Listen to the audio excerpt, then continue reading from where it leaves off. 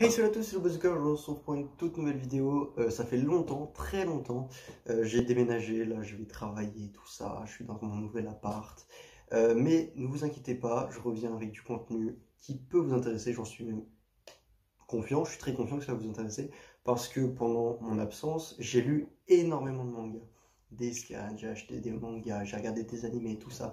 Je vais vous parler de ça maintenant. Alors installez-vous confortablement, mets-toi en calbar dans ton lit, fais ce que tu veux frère, pose-toi, tu vas kiffer et allez sur ce Kevin, balance le générique.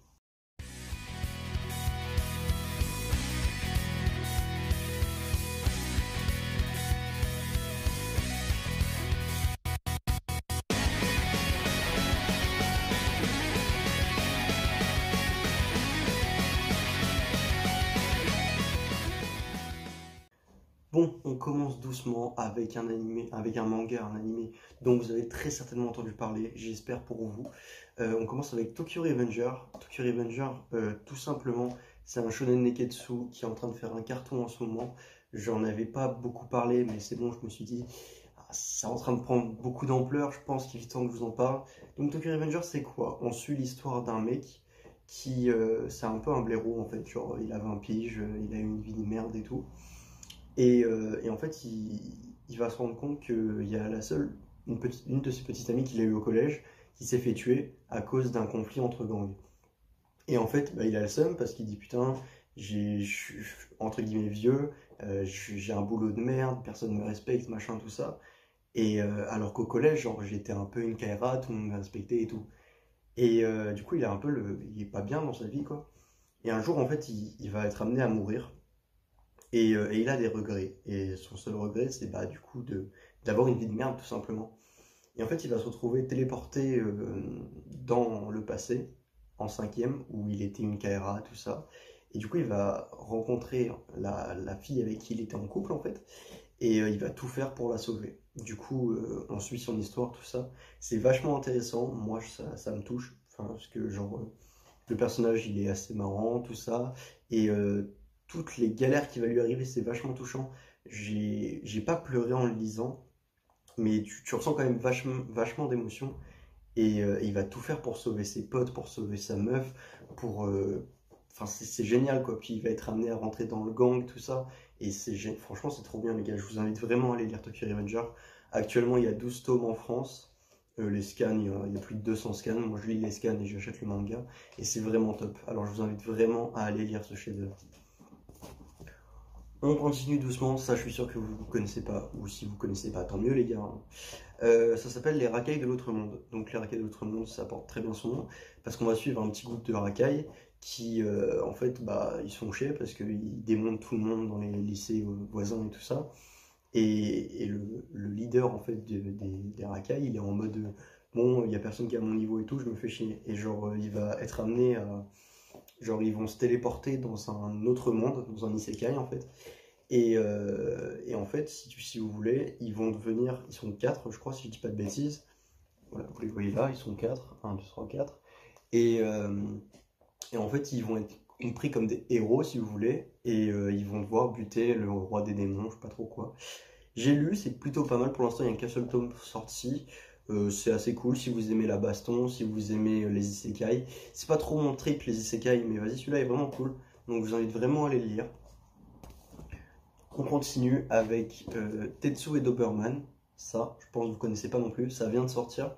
J'en attendais pas grand-chose, mais au final j'étais assez surpris, mais dans le bon sens. Donc Tetsu et Doberman, on suit l'histoire de Tetsu, donc lui, qui en fait tout simplement il est dans un orphelinat et va y avoir des galères comme quoi ils n'ont pas assez d'argent pour garder l'orphelinat, tout ça. Et va y avoir des héros en fait. Des héros, donc c'est bah, ceux qui font le bien entre guillemets. Et ils ont des lignées. Les lignées, c'est donc Doberman, enfin c'est leur acolyte si vous voulez. Ils ont des pouvoirs, tout ça. Et ils vont aider les héros. Et en fait, nous on suit l'histoire de Tetsu, qui est le petit-fils du plus grand des héros, sauf que ça il le savait pas. Et son limier, Doberman, qui était du coup le limier de son grand-père, et bah, va retrouver Tetsu et lui dire voilà, tu vas devenir un héros, tout ça, et tu vas pouvoir bah, gagner beaucoup d'argent et racheter l'orphelinat pour mettre ta famille tranquille, tu connais. Et du coup, voilà, on suit son histoire.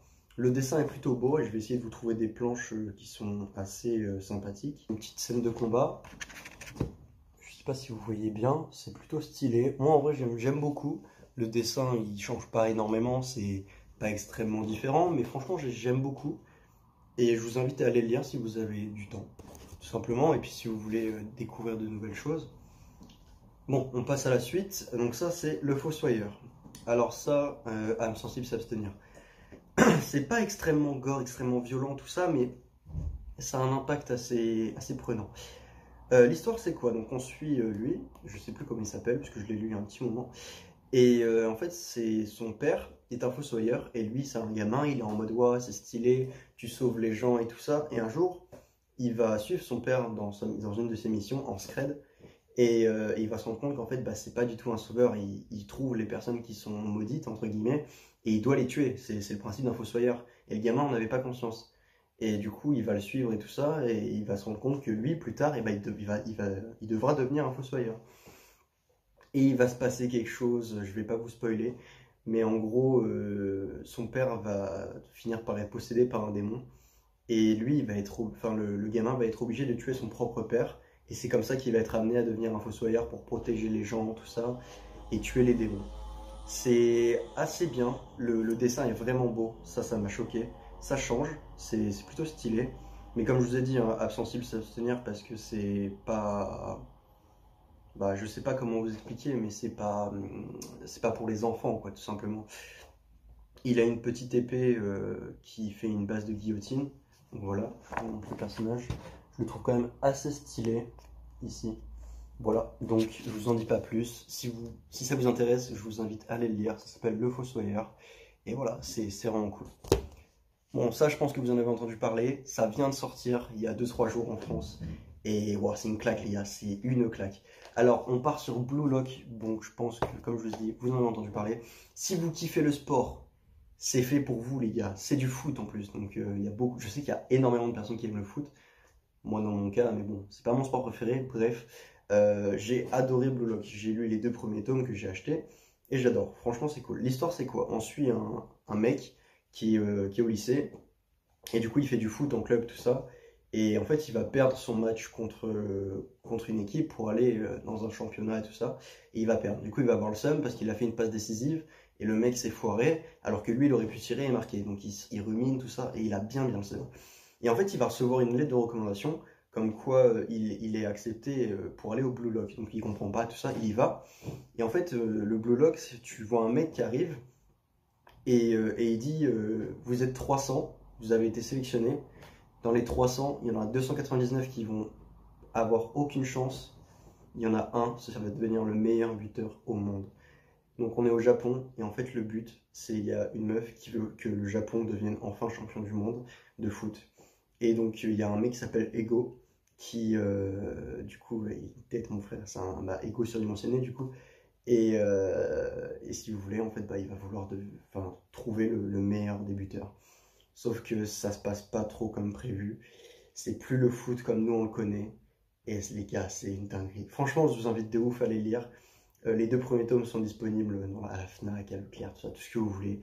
Tous les trucs où il y a des livres, mangas, allez-y, foncez, c'est une claque. C'est vraiment trop bien. Celui-là, je pense que vous connaissez aussi, donc c'est Mashal. Je pense que vous en avez entendu parler.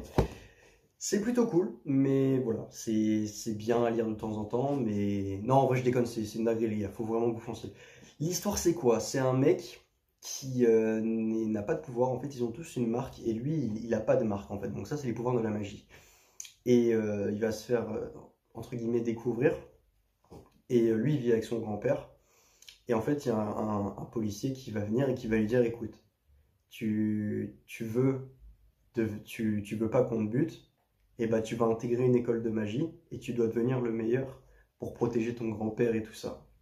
Du coup, il va être amené à intégrer une école de magie, sauf que lui, il pratique pas la magie. Non, son truc c'est quoi? C'est la muscu, mon frère. Ah, il est aussi chaud que Saitama, je vous mens pas. Du coup, c'est un manga assez drôle, franchement, c'est vachement basé sur l'humour.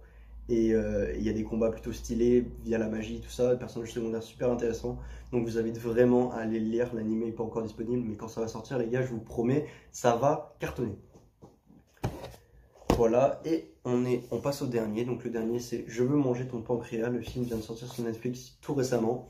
Je l'ai regardé, donc ça celui-là c'est pas le mien, c'est ma copine qui me l'a prêté.